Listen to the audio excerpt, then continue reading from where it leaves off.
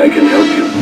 I am Boba Fett. Jeremy Bulloch was offered to do 2 days off in another film, and because of the sort of the family feel that The Empire Strikes Back had, they wanted to let him go so he could do that.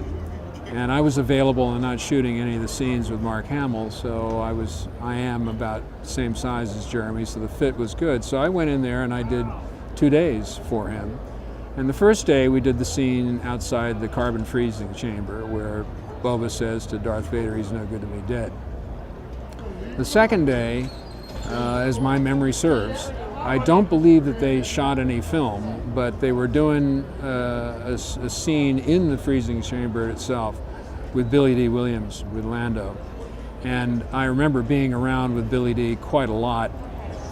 Now, they must have intended to shoot, because otherwise they'd have stand-ins, doing the doubles while they were setting up the lighting and all that stuff. So I imagine that we were pretty close to putting something together, but for some reason it wasn't working. So I don't remember Peter or Carrie or Han Solo or Darth Vader being around. They might have been, but my memory doesn't serve me. So I don't think they were actually shooting any film. And what I do remember about that second day was just having a very pleasant time talking at length with Billy D. about life, liberty, and the pursuit of happiness. We had fun. What happens with actors is they always ask what's the motivation of the directors when they're getting set up for a scene or what have you. And in this case, I don't remember Irving Kershner my asking the question. So the day before, as Jeremy was leaving to go off, I asked him kind of in a somewhat cynical way, "Okay, well, what's my motivation here?" Jeremy said very easily, play Clint Eastwood. Fistful of dollars. Do everything slow and menacing.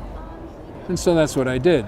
And what I remember vividly is I had this attitude as Darth Vader was coming around on my right side to confront me.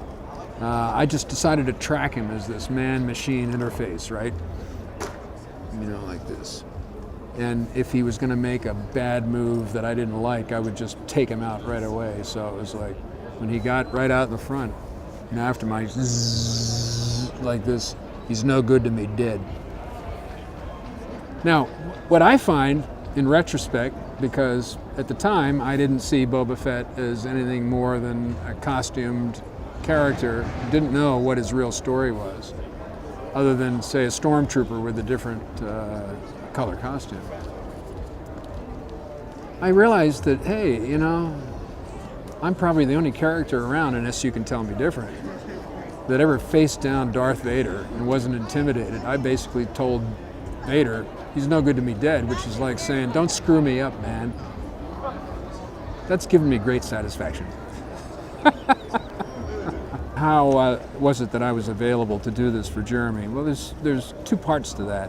First of all, the attitude that Lucas and Gary Kurtz and the whole, morale structure that they had on that set and in that production was very positive and family oriented. And so it was a real credit to the way that they ran things that they were allowing Jeremy to go off and shoot another film in the middle of all this. At our level of actors, that is a very rare deal. For my side, the other aspect of it is that I'd worked in 3 productions, at least 3, with the next echelon of leadership.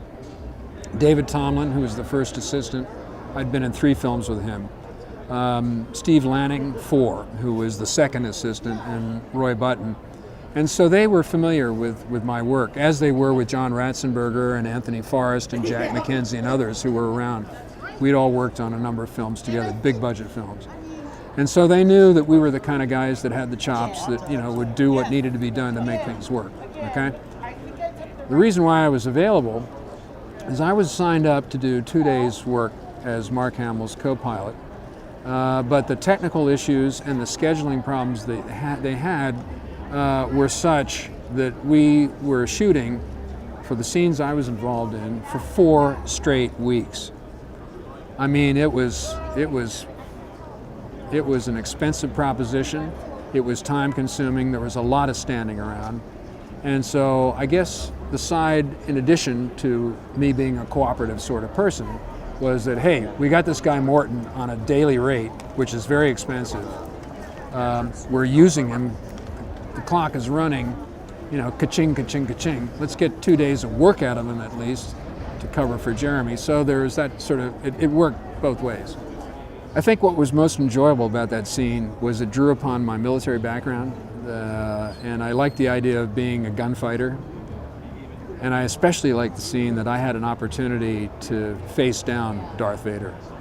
At the time, I can't say that I had given much thought to what I was doing on that particular day. But thinking back on it right now, I realize that Boba Fett being such an iconic character, I think people generally think of him as the fourth most popular character in the Star Wars, give or take.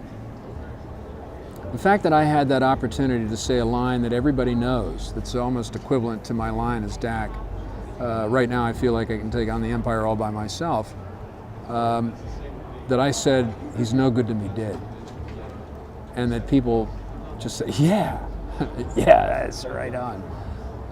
That's pretty memorable for me.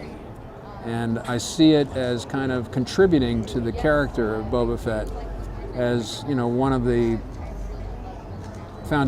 cornerstones of, the icon.